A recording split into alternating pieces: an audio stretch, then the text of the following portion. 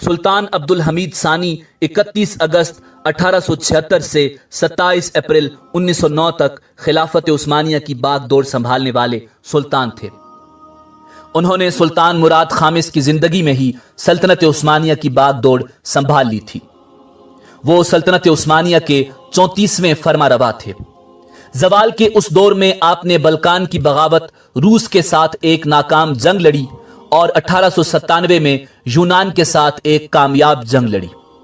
آپ نے 23 دسمبر 1876 کو پہلے عثمانی آئین کا اعلان کیا، تاہم 1878 میں پارلیمنٹ سے اختلاف رائے کا حوالہ دیتے ہوئے انہوں نے مختصر مدت کے آئین اور پارلیمنٹ دونوں کو معطل کر دیا۔ وہ 21 یا 22 ستمبر 1842 کو استنبول میں پیدا ہوئے اور 75 برس کی عمر میں 10 فروری 1918 کو فوت ہوئے۔ عبد الحمید ثانی نعت گو شاعر بھی تھے۔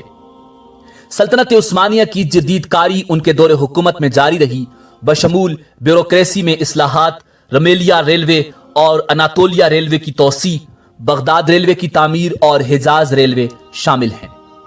اس کے علاوہ 1898 میں پہلے مقامی جدید لا سکول کے ساتھ آبادی کی رجسٹریشن اور پریس پر قابو پانے کا ایک نظام قائم کیا گیا تھا۔ بہت سارے پیشہ ور سکول قانون سمیت شعبوں کے لیے قائم کیے گئے تھے، جن میں آرٹس، تجارت، سول انجینئرنگ، کسٹم، کاشتکاری اور لسانیات وغیرہ شامل ہیں۔ اگرچہ عبد الحمید ثانی نے 1881 میں استنبول یونیورسٹی بند کر دی تھی، تاہم اسے 1900 میں دوبارہ کھول دیا گیا اور پوری سلطنت میں ثانوی، پرائمری اور فوجی سکولوں کا نیٹ ورک بڑھا دیا گیا۔ ریلوے اور ٹیلی گراف کے نظام بنیادی طور پر جرمن فرموں نے تیار کیے تھے۔ ان کے دور حکومت کے دوران سلطنت عثمانیہ دیوالیہ ہو گئی، جس کے نتیجے میں 1881 میں عثمانی پبلک ڈیبٹ انتظامیہ کا قیام عمل میں آیا۔ سلطان عبد الحمید ثانی نے کثیر تعداد میں شادیاں کی۔ سلطان عبد الحمید ثانی کی وفات کے بعد سلطان محمد خامس 1909 سے 1918 تک خلافت عثمانیہ کی باغ دوڑ سنبھالنے والے سلطان تھے۔ وہ سلطنت عثمانیہ کے 35ویں فرما روا تھے۔ وہ 2 یا 3 نومبر 1844 کو توپکاپی محل استنبول میں پیدا ہوئے اور 73 برس کی عمر میں 3 یا 4 جولائی 1918 کو فوت ہوئے۔ وہ سلطان عبد المجید اول کے بیٹے اور ان کی والدہ سلطان کا نام صوفیہ سلطان تھا۔ سلطان محمد خامس کی وفات کے بعد سلطان محمد سادس یا محمد وحید الدین سلطنت عثمانیہ کے 36ویں اور آخری فرما روا تھے۔ وہ اپنے بھائی محمد خامس کے بعد 1918 سے 1922 تک تخت سلطانی پر براجمان رہے۔ انہیں 4 جولائی 1918 کو سلطنت کے بانی عثمان اول کی تلوار سے نواز کر 36ویں سلطان کی ذمہ داریاں دی گئی تھیں۔ ان کے دور حکومت کا سب سے اہم اور بڑا واقعہ جنگ عظیم اول تھا، جو سلطنت عثمانیہ کے لیے تباہ کن ثابت ہوا۔ جنگ میں شکست کے نتیجے میں برطانوی افواج نے بغداد اور فلسطین پر قبضہ کر لیا اور سلطنت کا بیشتر حصہ اتحادی قوتوں کے زیر قبضہ آ گیا۔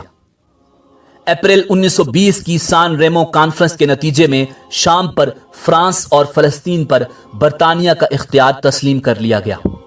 10 اگست 1920 کو سلطان کے نمائندوں نے معاہدہ سیورے پر دستخط کیے، جس کے نتیجے میں اناتولیا اور ازمیر سلطنت عثمانیہ کے قبضے سے نکل گئے اور ترکی کا حلقہ اثر مزید سکڑ گیا، جبکہ معاہدے کے نتیجے میں انہیں حجاز میں آزاد ریاست کو بھی تسلیم کرنا پڑا۔ ترک قوم پرست سلطان کی جانب سے معاہدے کو تسلیم کرنے کے فیصلے پر سخت ناراض تھے اور انہوں نے 23 اپریل 1920 کو انقرہ میں مصطفیٰ کمال اتا ترک کی زیر قیادت ترک ملت مجلس عالی، ترکی زبان میں ترک بیوک ملت مجلسی کا اعلان کر دیا۔ سلطان محمد سادس کو تخت سلطانی سے اتار دیا گیا اور عارضی آئین نافذ کیا گیا۔ قوم پرستوں نے جنگ آزادی میں کامیابی کے بعد 1 نومبر 1922 کو سلطنت عثمانیہ کے خاتمے کا باضابطہ اعلان کر دیا اور سلطان کو ناپسندیدہ شخصیت قرار دیتے ہوئے خاندان سمیت ملک بدر کر دیا گیا۔ 17 نومبر کو بذریعہ برطانوی بحری جہاز سلطان مالٹا روانہ ہو گئے اور بعد ازاں انہوں نے زندگی کے آخری ایام اطالیہ میں گزارے۔ 19 نومبر 1922 کو ان کے قریبی عزیز عبد المجید آفندی المعروف عبد المجید ثانی کو نیا خلیفہ چنا گیا، جو 1924 میں خلافت عثمانیہ کے مکمل خاتمے تک یہ ذمہ داری نبھاتے رہے۔ محمد سادس کا انتقال 16 مئی 1926 کو سان ریمو اٹلی میں ہوا اور انہیں دمشق کی سلطان سلیم اول مسجد میں سپرد خاک کیا گیا۔ عبد المجید ثانی آل عثمان کے اور دنیا بھر میں مسلمانوں کے آخری خلیفہ تھے، جنہیں سلطنت عثمانیہ کے خاتمے کے بعد خاندان کا سربراہ منتخب کیا گیا۔ 3 مارچ 1924 کو ترک جمہوریہ کی جانب سے خلافت کے خاتمے کے اعلان کے ساتھ ہی ان کا دور خلافت بھی ختم ہو گیا۔ وہ 19 نومبر 1922 سے 3 مارچ 1924 تک خلیفہ اور سلطان رہے۔ 1 نومبر 1922 کو آخری عثمانی سلطان محمد سادس کو اقتدار سے بے دخل کرنے کے بعد 19 نومبر کو انقرہ میں ترک قومی مجلس نے انہیں نیا خلیفہ بنایا۔ بعد ازاں مارچ 1924 میں خلافت کے خاتمے کے بعد انہیں بھی اپنے پیشرو کی طرح اہل خانہ کے ہمراہ ملک بدر کر دیا گیا۔ ان کی اکلوتی صاحبزادی شہزادی خدیجہ خیریہ عائشہ در شہوار آخری نظام حیدرآباد دکن نواب میر عثمان علی خان کے بیٹے اعظم جاہ کے نکاح میں دے دی گئی۔ عبد المجید ثانی 23 اگست 1944 کو پیرس فرانس میں واقع اپنی رہائش گاہ میں انتقال کر گئے، مگر ان کی وصیت کے مطابق ان کے جسد خاکی کو حجاز مقدس لے جایا گیا اور انہیں مدینہ منورہ سعودی عرب میں سپرد خاک کیا گیا۔ ناظرین، یوں 3 براعظموں پر پھیلی عظیم خلافت عثمانیہ کا خاتمہ ہو گیا اور عثمانی خاندان دنیا کے مختلف ممالک میں خانہ بدوشی کی زندگی گزارنے لگا۔ خلافت تو نہ بچ سکی، مگر مفلوق الحالی کے باوجود عثمانی خاندان ہر دور میں اپنا خلیفہ و سربراہ مقرر کرتے رہے۔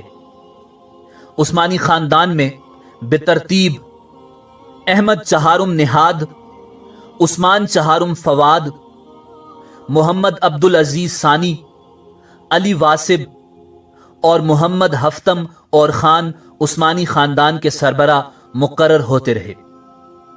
اور 1991 میں ترکی میں سلیمان ڈیمرل کی حکومت آئی تو وہ امریکہ کے دورے پر گئے تو عثمانی خاندان کے 42ویں سربراہ ارطغرل عثمان سے ملے، جو ایک ریسٹورنٹ کے اوپر صرف 2 کمروں کے فلیٹ میں زندگی گزار رہا تھا۔ سلیمان ڈیمرل کی خواہش پر ارطغرل عثمان نے ترکی کا دورہ کیا اور ارطغرل عثمان، جس کا نام اس کے جد امجد اور تاریخ کے مشہور جنگجو ارطغرل غازی اور ان کے بیٹے عثمان غازی کے نام پر رکھا گیا تھا، ترکی میں موجود عثمانی محلوں کو عام سیاحوں کی طرح قطار میں کھڑا ہو کر دیکھ رہا تھا۔ جہاں کبھی عثمانی فرما روا شاہی فرمان جاری کیا کرتے تھے، آج اس توپ کاپی محل میں ارطغرل عثمان ٹکٹ خرید کر داخل ہو رہا تھا۔ ناظرین، یہ تھی خلافت عثمانیہ کے ولولہ انگیز قیام اور دردناک اختتام کی مکمل داستان، جو ارطغرل سے شروع ہوئی اور ارطغرل پر ختم ہو گئی۔ اسی امید کے ساتھ آپ سے اجازت چاہیں گے کہ آپ کو ہماری ویڈیو پسند آئی ہوگی۔ ملتے ہیں بہت جلد ایک نئی ویڈیو کے ساتھ۔ دیکھتے رہیے info@adil۔ اللہ رب العزت آپ کا حامی و ناصر ہو۔